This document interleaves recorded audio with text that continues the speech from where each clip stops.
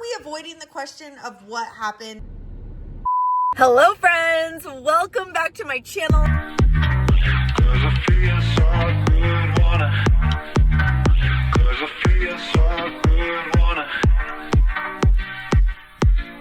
You kind of know what's happening, but not all of the details, because let's be real, I don't even really know what's happening. Just kidding, kind of. Brain, where is it? Gone, it's gone. I just need to be transparent with you all. It is 1:17. I have been awake today since 4:30 a.m. I have lived so many lives. This morning, I was at a dental surgeon to see if I have to get like an implant tooth. The tooth is fine. That's a whole separate story, right? But it really had me stressed out this morning. So that is the good news. My tooth can be saved. It has become a thing that I get up around 4:30 a.m., which should be illegal. I mean, even for me, as someone who regularly does get up pretty early, 4:30, it's too dark outside. But alas, it is what's working for me and our family right now. So oftentimes I'll get up really early. I'll try to get a bunch of work done, maybe some stuff around the house. And then hours later, typically, my daughter will wake up. Well, friends, today at 4:30 a.m., when my alarm went off, not only did it awaken me, it also awakened my tiny little baby friend. So we have all been awake together since 4:30 a.m. And listen, the reason that I'm sharing this today is because I honestly, as a first-time parent, as like a new-ish mom, I really find it comforting when other people share what they're going through and are kind of just like, yeah, I don't have it all figured out. I don't really know what I'm doing. I just feel like I'm not alone, which I think makes sense in all capacities of life, but especially this one for me. I also love when people are sharing like their tips and tricks, like a good deal on grocery delivery or how to do X, Y, and Z. I don't know. So if any of you have any tips, any tricks, anything, please drop them in the comment section, because as I mentioned, I'm a newish, first time, and I didn't say this, geriatric millennial mommy. I'm a mommy. Mommy? And I can use all the help I can get, okay? Every day is a new phase. Every day is a new learning curve. And honestly, I am obsessed with it. I love being a mom. I am like weirdly obsessed with our daughter. When she goes to bed at night, we just like look at pictures and videos of her and are equal parts like, please don't wake up, but also like, we miss you, come hang out with us. It's like a really weird thing. All that to say, I am really rambling. I just arrived in Agora Hills. Lily lives north of here. I live south of here. This is a good place for us to meet up, and there's also Italian food, which hello is always a win. But I'm gonna get ready. I'm gonna get ready for the girl, because you know, I'm a girl who dresses for girls. When I'm wearing something really wacky and my girlies out there are like, yes, queen, I know I've hit it spot on. So I want to maybe put on something a little wild and wacky for my girl Lils before I head into the restaurant to grab a very late lunch. And then like, let's see where the day takes us, okay? 20 minutes later. Okay, did I just fully change my clothes by the side of the road? Yeah, I did, no shame. Feeling pretty good about this. Feeling like this is kind of a bold makeup look, but I realized I had to hop back on here and say, guys, welcome to Lunchy Break. Lunchy Break!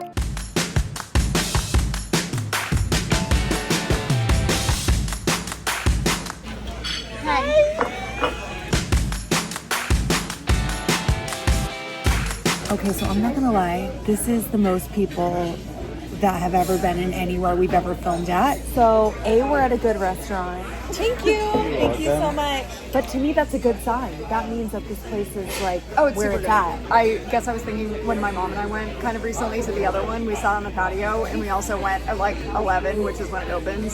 So Thank you so much. Thank you. Okay, well, first things first, what are we ordering? I think I'm gonna do some pasta and meatballs.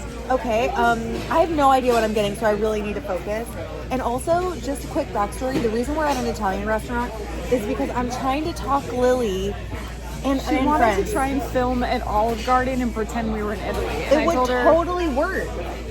Have you seen? have you been to Italy? I've never seen Joslyn so smitten over anything in her entire life besides the fucking Duomo. I feel weird. I feel happy. You guys, we're in Italy. Hold on, I'm gonna do a little thing.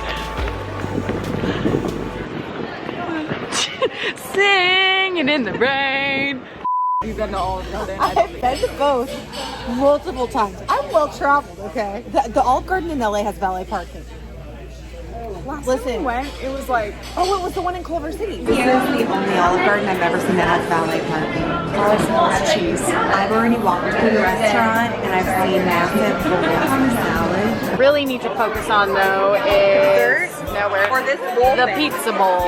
Look at that. Just meatballs and cheese. Like it was like it like smells weird in there. You mean like Italy? No, Are you sure we're not in Italy? I mean this is better than Olive Garden. And then I got the da viola. This looks very legit Italian because of the crust. Oh yeah, look at the undercarriage. This is a unique technique What? for cutting. I love to see it. This is very smart. It's very smart to like cut everything up like that. That is a beautiful noodle. Oh yeah. Oh yeah. Okay, on a scale of 1 to the lasagna at our hotel in Florence. How dare you? You know I still dream about that. Wow, what a lunch. I had to put my hair up. I needed to digest. On a scale of, as I said, 0 to lasagna in Florence, Italy, this is ranking pretty high. I would say a 7, but only because the lasagna was like the most life-changing meal I've ever had. But the pasta you had, legit. The pizza I had, legit. Undercarriage on point. So shout out to Basta. Basta. Which I She don't was just like, does that mean something in Italian? I don't fucking know. Great service. They seemed really happy that we were there. You know what I just thought of? What? We gotta go to Outback Steakhouse. Have we ever been there together? I don't think I've ever eaten there, period. Excuse me. What? So the food was on point. It was amazing. I The love atmosphere. Agora. I love Agora Hills. Do you? I do actually feel like I'm in the Wild West. No, I actually, because I peruse real estate options when I'm bored. Agora, Calabasas, I'll like look more like in like the hills so I can It's like beautiful. potentially like have a horse or something. And it's also incredibly hot out here, which is the one caveat. If you are going to move even inland in or close to the coast-ish in California, it can still get hot. Anyways, enough with the weather, okay? Y'all sent in some amazing questions on Instagram. We've done a Q&A in a And while. we have not done a Q&A in, dare I say, years. And so this is what I'm calling this episode of Lunchy Break is like a Lunchy Break light. Because There wasn't much lunch. there wasn't much lunch. It was not a good filming environment. It was not. It was too cozy in there.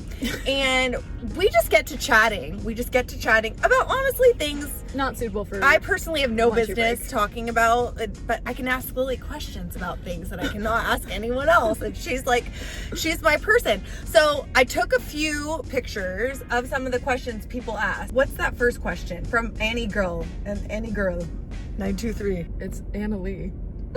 Did you start out as work colleagues, and if so, how did you develop a friendship outside of that? Well, I think the answer would be yes, we did start. She was my boss. I love someone who doesn't know the I lore. know. Like, the lore is so deep. I started as her intern, and I was unpaid, and I would say it was miserable, but I liked going there. But we were all kind of like sort of miserable in the same ways, in that we just were not making any money. Well, I literally wasn't making. No, you weren't. And I mean, I was barely making more than that's you. true. And I was like running the place. But I mean, so to speak. But so I would say, though, the reason we became friends outside of that is because we didn't have lives outside of that. Yes. That's all we did. But I am wondering, like, what was the actual origin of like our friendship? And I can't remember like an actual, what was really cute? Oh my gosh. When you were my intern and I took you to your first red carpet. And it was like, you got to take a picture with like Fifth Harmony or something like that. It was the Disney Channel Awards. It was like their Oscars. Pictures, but our first picture is from that. But then I remember we got back and the footage was like corrupted. Yeah. So it was a very memorable night overall. But the other thing I remember was that Step Up 3D Revolution was coming out. And I asked you as my intern to make me some notes about the cast of the movie.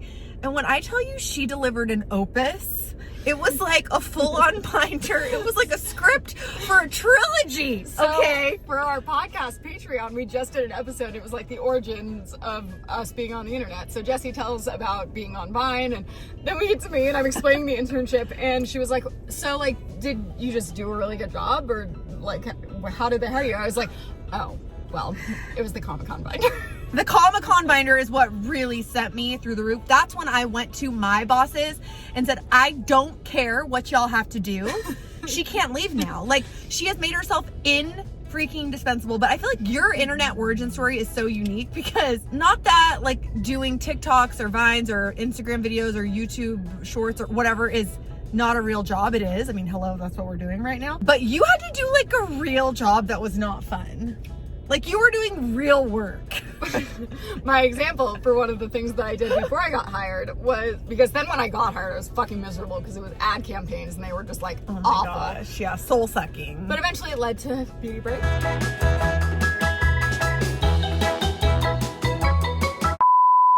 Because Jessie said that like with Vine, it was like she never felt worse about herself because everyone was like so judgy and like that's so rude. Everyone's using each other and it was just like not a good. We were literally the opposite. I was like, I had such a unique scenario because one, I was never trying to be on camera and that happened on accident. But two, that I interned for not just like anyone at Clevver, but it was for you and Dana specifically. Yeah. And then Lisa, I was basically like almost like her little assistant, and we like shared a really very small office. But the four of us just like got along way too well, and it was just I was like, it was the most supportive. Like I couldn't have asked for better people. It was the best to be my bosses for my first job. Like our day basically was I got to work at 6 a.m. I would drink coffee all morning. You would roll in, pound a few Dr. Peppers. Yeah. Lisa would have some Dr. Peppers. Dana would come in with her sunglasses on. She would maybe drink one coffee. Then around noon or like 1 o'clock, we would all leave the office. I was just walking with them, but they would all go out to get their ball sandwiches. I would go to Subway. That was my hyper meatballs fixation. Every day. Yeah. And that was like typically the time of the day when we would all start like truly just like losing it because we were so tired. Then we would work through the night. Her and Dana would be losing. Then we would shoot 100 videos a day? I mean 20 videos a day probably. I don't know how you did it. And then we would stay at work till like 2 a.m. and do that every day for like 10 years. Oh wait, but one of my examples for things that I did, like I guess probably right when I got hired too, but also before during the internship, it was that I used to have to write a bunch of stories for them. And still to this day, I like tell George I hate him for it.